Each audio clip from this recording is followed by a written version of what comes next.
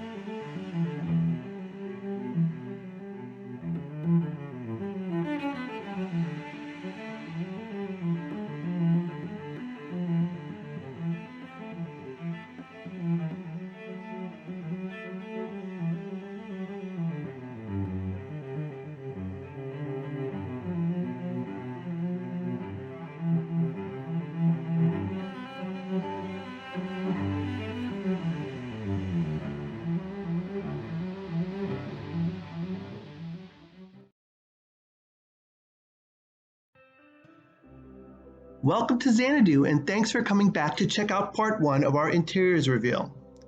Last week's video was an intro to our home and its layout and how we modified it during renovation to fit exactly how we want to live in it now. All necessary stuff for sure, but a bit on the dry side. This week it's all about design. Decorating is always my favorite part of the process, but I know it can be overwhelming for others. The choices out there are endless, but maybe hearing how we did it can help others do the same. Mind you, it's always a work in progress, but that's the fun of it. Let's start with the inspiration. For me, I knew immediately what I wanted to achieve with our look. Jim was a bit more hesitant, but trusted my vision. My tip for those trying to figure this out: take inspiration from everything around you, including yourself. Looking around, we're surrounded by lush, colorful tropical plants and fruits. We've got exotic birds flying about and gorgeous beaches and water everywhere. It's hot and humid for half the year, cool and breezy for the other half. The sun is bright and strong, and we have amazing sunsets. Personally, Jim and I love the interior aesthetic of the Brits and are especially drawn to their country cottages and estates. Antiques and art, patterns everywhere, utilitarian items that don't sacrifice craftsmanship or beauty. Homes that are not just for people but for their animals too. Moody, cozy, comfortable, relaxed. And finally, we value efficiency, organization, and flow. We like common sense simplicity, clean lines, and symmetry in architecture as it pleases the eye and just works. With all these things considered, our modern British Colonial design style fit the bill perfectly. Down this hallway is our master wing. It contains our master bedroom and ensuite master bath, our laundry room and master closet. We'll reveal those spaces next week, so make sure you come back and see what we did there. Now we are coming into our great room space that incorporates our living room and dining room. There's a lot going on, so scan the room and take it all in. I think it's pretty easy to see how our inspirations manifest themselves in this space and the rest of the house to come. When trying to determine what your decor style or inspirations are, sometimes it's easier to list out what you don't like. Then you can go a bit deeper and explore why you don't like them. For example, I am not a fan of monochromatic looks. Why? Because it feels flat to me. I don't like empty walls and surfaces. Why? Because it feels cold to me. I don't like overly large or vast spaces. Why? Because it doesn't feel cozy or comfortable to me. So it's highly unlikely that I would like any design style that incorporates these characteristics as their main style components. No one can ever say that I'm a modern minimalist, and our home proves it. Another thing to consider is that most folks, us included, like a variety of styles, and there's nothing saying that you have to prescribe to just one. Take the elements of those you like and integrate them together. Even though we were able to categorize our style choice, it really is a mix of several styles when you look at it. Beach and island design, British cottage design, and modern design. I said we could never be minimalists, but I can certainly appreciate their approach to organizing and efficiency and utilize those concepts in my maximalist home. My final and most important point is, you do you. Don't let trends tell you what to like or not like. Use the influences around you to help you figure things out for yourself. Look at them as resources, not guides. Ultimately, your home is yours and it needs to make you happy despite what anyone else might think. Now that you've had a good look at the room, let's go a bit deeper into the design. As I'm sure you may have noticed already, all of our walls, flooring, ceiling, doors, and trims are a crisp, neutral, bright white. It is a very contemporary treatment that bounces light everywhere and serves as the perfect backdrop. Museums paint their walls white so that it doesn't compete with the art, and we did the same so as not to compete with all the color, pattern, texture, and finishes of our furnishings and decor. With our background in place, everything else is all about the mix. Furnishings from all periods.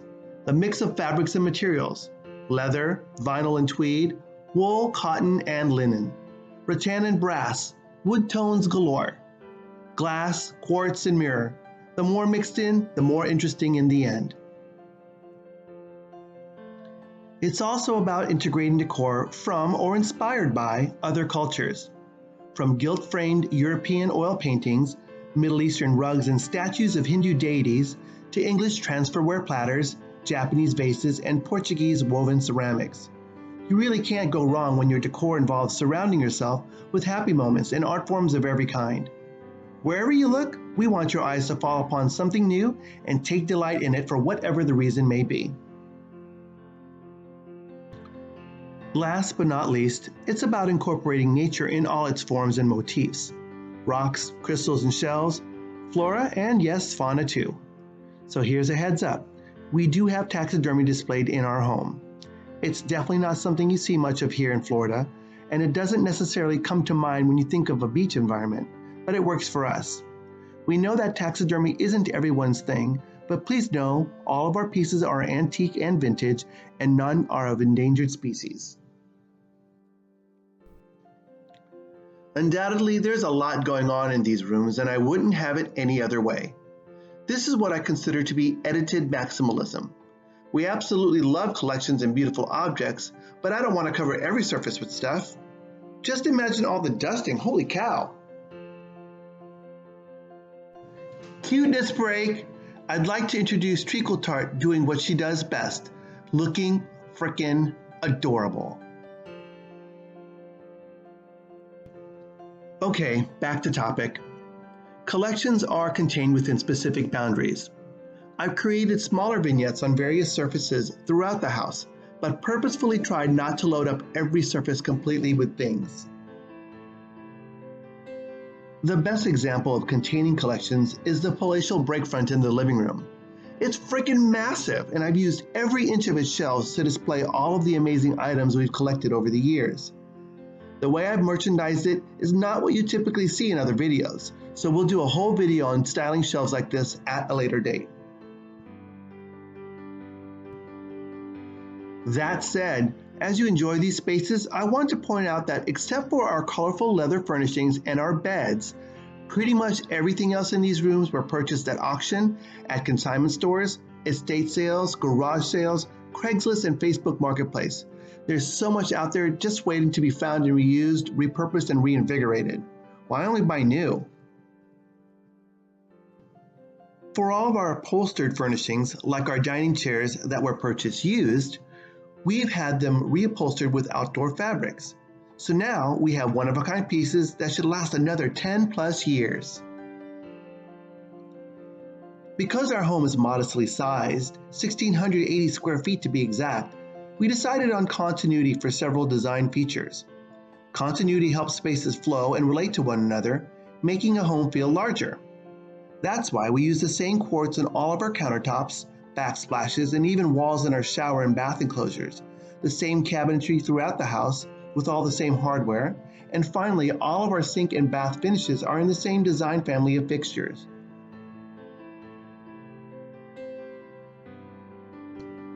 In our galley kitchen, we only have 2 sets of uppers, and all of our lower cabinets are drawers except for under the farmhouse sink, which has to be a cabinet to allow for plumbing.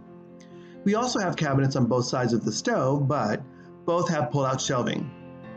Having drawers really allowed for ample storage and, most importantly, access to everything stored in them. No more losing stuff in the back of cabinets never to be used. Under cabinet task lighting and plugins make working in the kitchen a breeze. With the stove integrated into the now open peninsula area, cooking no longer has to be a lonely affair. Guests can join in or just keep the cook company.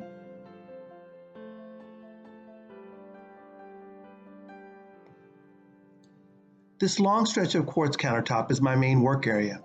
I have plenty of room here to prep for meals and clean up as a snap, as it is located directly next to our oversized farmhouse sink.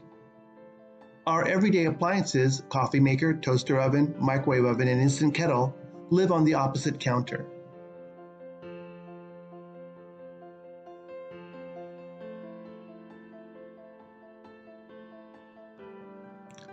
The pantry cabinets that surround our fridge and freezer use part of what was once a tiny eat-in space in the kitchen. The other part was used to create our master bath shower enclosure, which you will see next week in part 2 of our interior reveal walkthrough.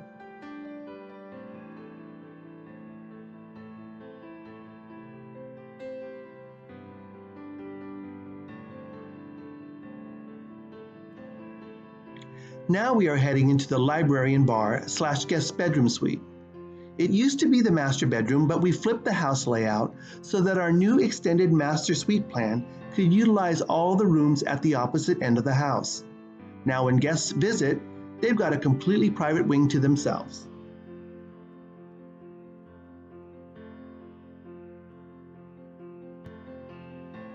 As any good maximalist would, if there's a space that can be decorated, it must be decorated.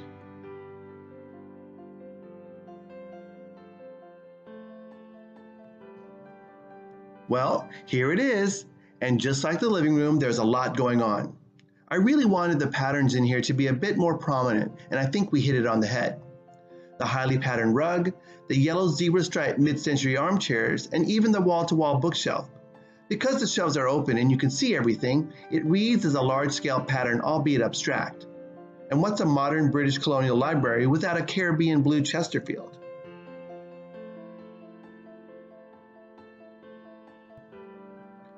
I love a salon-styled gallery wall, and even this reads as a pattern.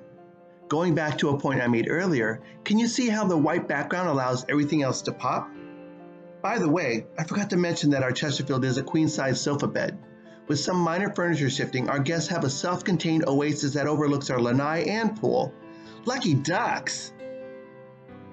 If you saw our first video, you know that this space was an odd vanity positioned between the old master closet and bathroom.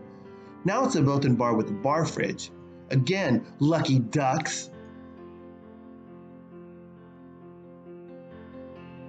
Everywhere you look, I really tried to create vignettes and arrangements that are interesting, unique, quirky, but always functional.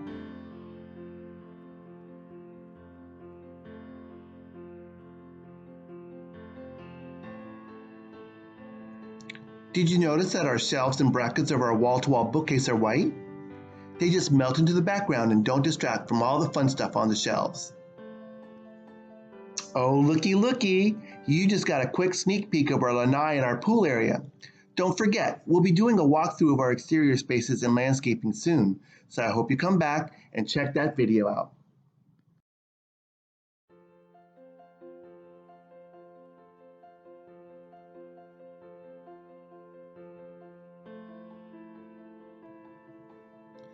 And now the former master bath. It's simply decorated and perfectly sized as a guest bath. The modern applications like the solid quartz on the shower enclosure walls, countertops, and backsplash help keep the architecture simple and clean. And the cabinetry, hardware, mirror, sconces, art, and textiles add the flair of British design that we both love.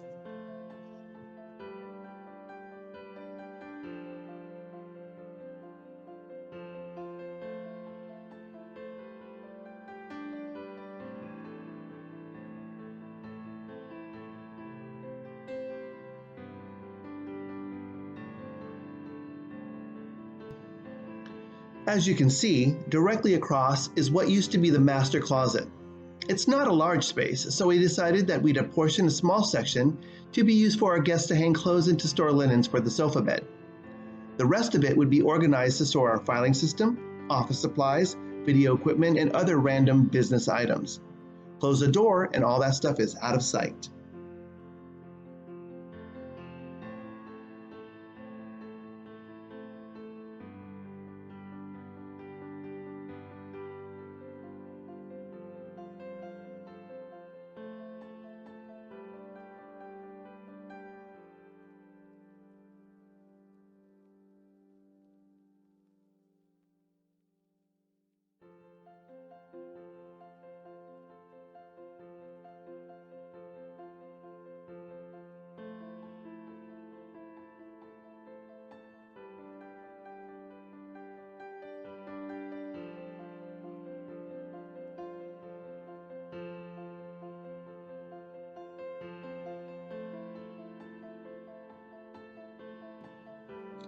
As we take one final overall look at the rooms we've walked through, I'll leave you with what I hope is the main takeaway from today's video.